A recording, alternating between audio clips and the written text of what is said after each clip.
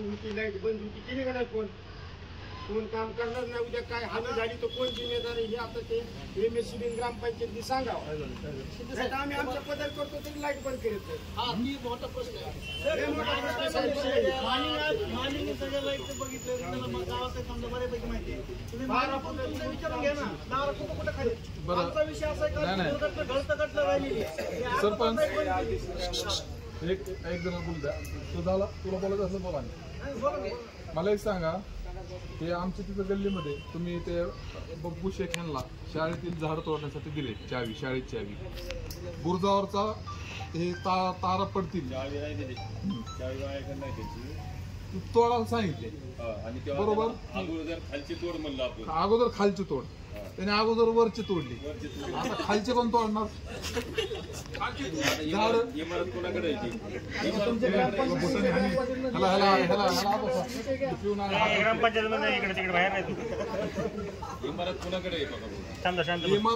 नाहीये. विषय नाही मला आहे का ना ते आपल्या गणेश मंडळाच्या मार्गात आहे का ती. हो दुसऱ्या कुठल्या लोकांनी तिथे काहीतरी वेगळा प्रकार केला. आमचं मंडळ बंद करून आमचे 2-3 लोक पोलीस स्टेशन आणले. मग आमचं मंडळ 9:30 पावणे झालं तिथे गेलं. आम्ही 1.5 लाख रुपयात द्यायला लावला. करून गेले तिसरे आम्हाला भोगायची पाय आहे. 2-3 दिवस त्यांची पाय आली. माझं असं म्हणजे सगळ्या गणेश मंडळ किंवा तिथून तेवढं बंद असतं ना, सगळ्यांनी बंद ठेवून तुमचं प्रशासन तिथून थोडं काढून द्या. तिथं वाजलं नाही पाहिजे. कसं असतं आता हे तुम्ही सगळ्यांनी ही सूचना मांडली, सगळ्यांना मान्य आहे का? कसं आहे बघा, तुमचा आणि आमचा संवाद चांगला आहे. तुमच्या अडचणी होणार नाही. आता ज्या मागच्या अडचणी आल्या त्या आपल्याला रिपीट करायचं नाही. आता तुम्ही सगळ्यांना तुमच्या एका सुरात बोलले हा सगळं असं व्हायला का? यासाठीच असते बैठक. तुम्ही फक्त प्रशासन तुमचे बंदोबस्त तिथे राहिला ना, कोण काय वाजवत नाही. कोण नसलं आपण तिथं वाजलं वेगळंच होतं. आमची गरज नाही पडली पाहिजे. आमची गरज केव्हा पडते आम्ही कागदावर घेतो. मग आमची गरज नाही पडली अशा काही जागा आहे. हा मुद्दा खूप बावून जो विषय मांडलाय दादाला पण सांगतो, बदल पाटलाला पण सांगतो की काय आहे, गणपती सर्वधर्मी आहे बरोबर आहे. आणि काही म्हणजे बुद्धिहीन प्राणी व्यक्ती की मुद्दाम अशा ठिकाणी आशेगाने वाजवतात की बनाएंगे मंदिर. कुठं कोणत्या ठिकाणी ते वाजवलं गेलं पाहिजे, त्यांना कळलं पाहिजे. हो, त्यांना कळलं पाहिजे की आमच्या गावात आजपर्यंत अशी प्रथा आहे. आमची जर कोणती हिंदू समाजाची असेल किंवा मुस्लिम समाजाची असेल कोणतीही मिरवणूक निघली की काही ठिकाण आहेत की त्या ठिकाणी वाद्य बंद केलं जातं आणि ते आजपर्यंत ते पाळलं जातं. काही जण जे नवीन जे आहेत का जाणीवपूर्वक तिथं ते गाणं लावतात. अशी काय असेल आपल्याकडे माहिती, आम्ही ती गोपनीय माहिती काढणार आहे. गोपनीय माहिती काढा तुम्ही. त्याचा बंदोबस्त तुम्ही स्वतः करणार. कायदेशीर बाबीतून धरून आपण त्या गोष्टी करणार. पण अशी तुम्ही स्वतःहूनच जर एकत्र येऊन स्वागतच आहे. ज्या मंडळातला जो माणूस दारू पिन जो देणारा घालीन त्याला फक्त तुमच्या कर्मचाऱ्यांनी उचलायचं. मंडळाला अडचणी येता कामा नाही. आता एक जणी तालाने काय केलं नाही मी सांगतो तेच होणार. काही टेन्शन नाही. जो माणूस सेपरेट उचलाय त्या मंडळाला अडचण आली नाही पाहिजे.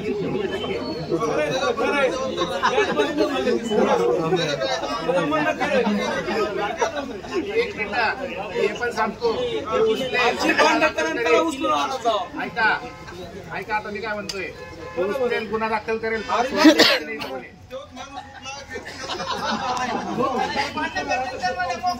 आमची भांड करते त्याला उचलून न्यायचं.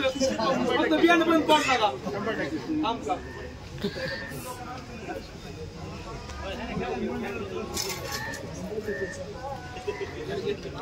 सगळे आनंदाचाच उत्सव साजरा करायचा आहे. कुठलाही गालबोट लागणार नाही यासाठी आपण सगळे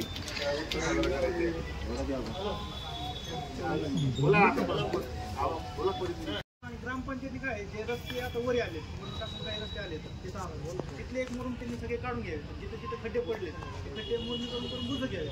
2 वर्ष झालं ते खड्डे तसेच आहेत अजून. त्याच्यात काय होतं, टायली गणपतीची टायली असेल तर ती विस्कळीत होती तिथं. त्यातून मी एखादा म्हणजे मूर्ती काढण्यात हे होतं कारण ठरतं ते पण मंडळाला मेन ह्या 2 गोष्टी आहेत. लेखी पत्र देऊ आपण आमच्या पद्धतीने जेवढं आहे. सगळ्या मंडळांनी गेले 2 वर्ष झालं ते त्यांना सांगतात ग्रामपंचायत ताराचं आणि रोडचं पेपरवर घेतात. त्या 2 गोष्टीचं मेन गोष्टी त्या मिरवणुकीच्याच आहेत. बाकीच्या गोष्टी तार आणि रस्ता गणपती उत्सवाच्या निमित्ताने आयोजित केलेले आहे. गणपती उत्सव हा शांततेत पार पडला पाहिजे. त्यात येणाऱ्या अडीअडचणी दूर झाल्या पाहिजेत. हे सर्वांचंच काम आहे.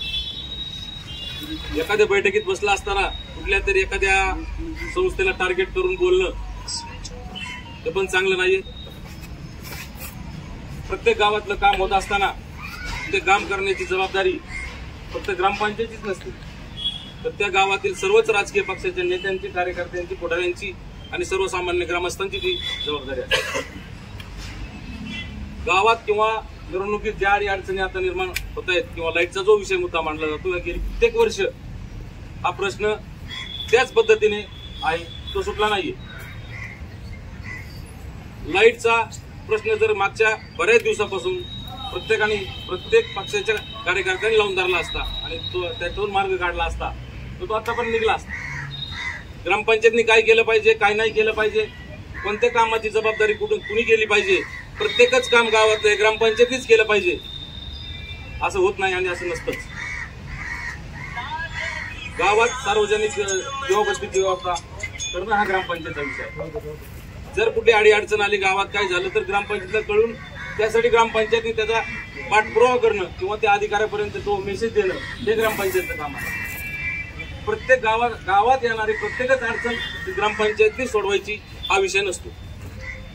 लाईटचा मुद्दा आहे, तो सुटला पाहिजे. तो मिरवणुकीचा अडथळा येतो याबद्दल काही दुमत नाही. येणाऱ्या काळात 27 तारखेला त्या ठिकाणी आपले गणपती बसतायत आणि त्याच्यानंतर उठायचा हा विषय साधारण 15 दिवसाचा आपल्याला त्या ठिकाणी वेळ आहे. सर्वात महत्वाचा मुद्दा जर आपल्या गावातील लाईटचा असेल, आपण सगळीच एवढ्या 15 दिवसाच्या काळामध्ये सर्वच लाईटचे खांब किंवा पोल किंवा तारा त्या दुरुस्त करू शकत नाहीत, परंतु कमिटीपासून तांबोळी चौकापर्यंत हा जो मधला मार्ग आहे त्या मार्गे जवळजवळ सगळेच गणपती जातात आणि त्या ठिकाणच्या तारा खाली आहेत, त्या ठिकाणी अडथळा निर्माण होतो.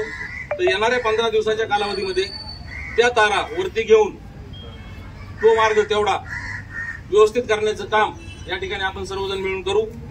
ते काम फक्त ग्रामपंचायतचं नाहीये. जरी या ठिकाणी नवीन अधिकारी तुमच्याकडे रुजू झाले नसले तरी ज्यांच्याकडे चार्ज आहे शिंदे साहेब, त्यांच्याकडे चार्ज आज उद्या आपण पाहून नवीन कोणी अधिकारी येतोय का. जर कोणी नवीन अधिकारी आला नाही तर शिंदे साहेबांशी बोलून, तुमच्या डेप्युटी इंजिनियरशी बोलून, तुमच्या स्टाफला सर्वांना हाताखाली धरून तो मार्ग साहेब आपण व्यवस्थित करून घेऊ. त्या मार्गातून एवढे 8-15 दिवसामध्ये आपल्याला त्या ठिकाणी तो मार्ग व्यवस्थित करून घेता येईल. त्या तारावरती आपल्याला करून घेता येतील. दुसरं की मग सांगितलं की शांततेतच आमचा गणपती उत्सव होतो, शांततेतच होतो, कधीच काय अडचण येत नाहीत. अडचणीत दरवर्षीच्या अडचणीत प्रत्येक जण लाख रुपये, 80,000, 70,000, 90,000 रुपयाचा असा बँड लावतो आणि नेमकी ती अडचण आली की त्यांचा बँड त्या ठिकाणी 2-1 तास अडकला की बँडवाला टायमिंग असतं बँडवाल्याचं, इतक्या वाजता मी वाजवणार नाही तिथून पुढे असं टायमिंग बँडवाल्याचं असल्यामुळे तेवढ्या अडचणी ती तीव्रतेने मांडतात. तुम्ही म्हणलात तसं आपण सगळ्यांनी मिळून तो पाठपुरावा करून तो मार्ग आपण काढूया. तर त्यासाठी तुम्ही कधी बी हाक मारा. आता जशी मिटिंग बोलली तशी आपण एक दिवस ठरवा, त्यांच्या अधिकाऱ्याची एक तारीख ठरवा, त्या तारखेला त्यांना इथं बोलवा किंवा त्यांच्या सब स्टेशनला बोलवा, त्या ठिकाणी आपण मंडळाचे सगळेच जाऊ, जेणेकरून बुवा जे आपल्याला गरजेचं ते आधी करून घेऊ. तसं गावात तर सगळ्यात जास्त गरजेचं लाईटचाच प्रॉब्लेम आहे सारखा, कारण की फार जुन्या तार आहेत. जशी लाईट आली तशा त्याच तार आहेत, त्याच्यावर कधी बदल झालेला नाही. ते बदलले गेले पाहिजे तो नंतरचा मार्ग, पण आता जे आपल्याला अडचण आहे तो मार्ग आपण त्यातनं मार्ग काढायचा प्रयत्न करू. त्याचबरोबर साहेब तुम्ही जे सांगितलं की 12 वाजेपर्यंत ती सभेवले सगळ्यांना आम्हाला, कारण की मागच्या वेळेस 10 होतं, आता 12 झाले, कारण की बँड फार नाही शेवट नाही 3 दिवस आहेत साहेब, 3 दिवस आहेत. आणि बरं असलं तरी थोडी कायद्यात लवचिकता असावी कार्यकर्ते आमच्या मंडळामुळे, तिथं गालबोट लागणार नाही. आमच्या मंडळात कधी गालबोट आमच्या प्रकाश गोलेकरने सांगितलं तसं सर्वधर्मीय नाही झालं पाहिजे, सगळे शांतीत होईल. माझी सगळ्यांनी विनंती की आमच्या इथं साहेब आरस असती, त्या आरस मध्ये आपण सद्भावना पर एक चांगले देखावे, देशकोपाचे किंवा असे देखावे बी चांगले एक दिवस ठेवात, कारण आपल्या इथं महिलांना काय बघायला काही दुसरा काही चान्स नाही. तर शहरात 10-10 दिवस देखावे असतात, आपले एक दिवस देखावे चांगले 2-4 मंडळ करीत असतात. त्यांनी अजून त्यांना त्याच्यातच ही करावी. मिरवणुकीचं स्वरूप बी आपापलं चांगलं व्यवस्थित ठेवावं. हे त्या ग्रामपंचायती काय आहे, जे रस्ते आता वरी आले काही रस्ते आले तिथले एक मुरुम त्यांनी सगळे काढून घ्यावे. जिथे जिथे खड्डे पडले ते खड्डे मुरुमी करून बुजं घ्यावे.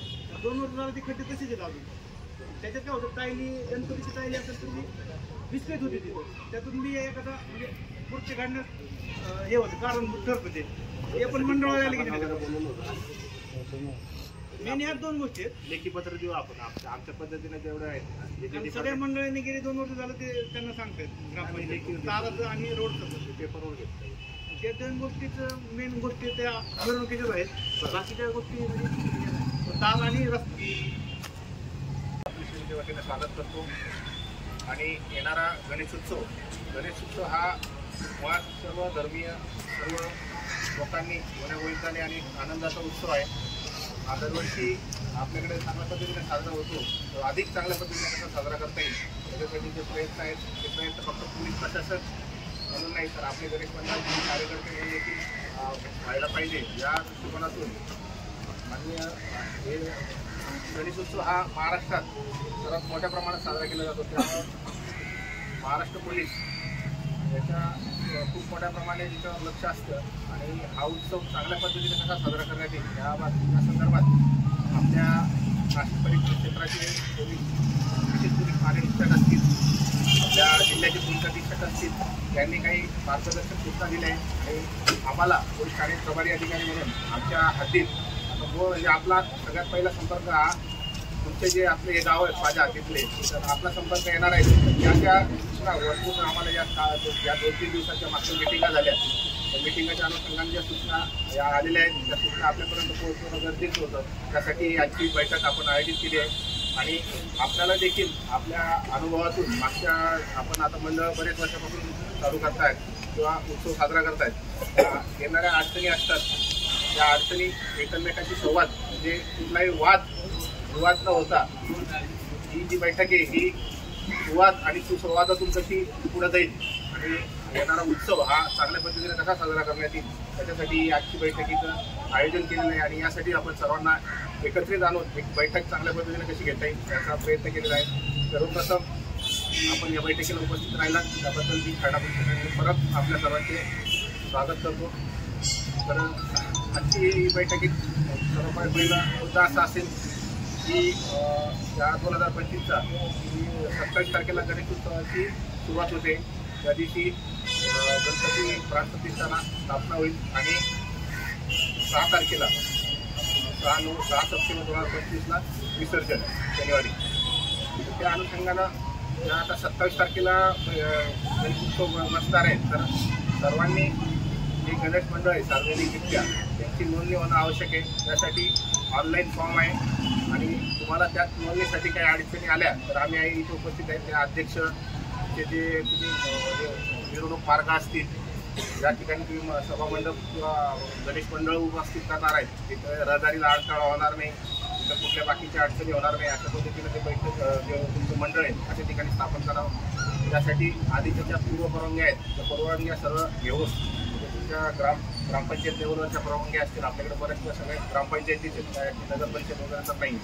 त्यामुळे ग्रामपंचायतची परवानगी आणि त्या ठिकाणी आपण रोषणाई किंवा विद्युत वगैरे घेणार आहेत त्यासाठी तात्पुरती परवानगी महावितरणकडनं पण भेटते ती त्याचा देखील आपण अर्ज केला पाहिजे आणि अधिकृत परवानगी घेऊनच सगळ्या गोष्टी केल्या पाहिजे जेणेकरून पुढे काही अडचणी झाल्या तर त्याला आपल्याला सामोरं जाते. म्हणजे नियमात राहूनच सगळ्या गोष्टी झाल्या पाहिजे. एक साधं सिंपल वाक्य आहे कायद्यात राहाल तर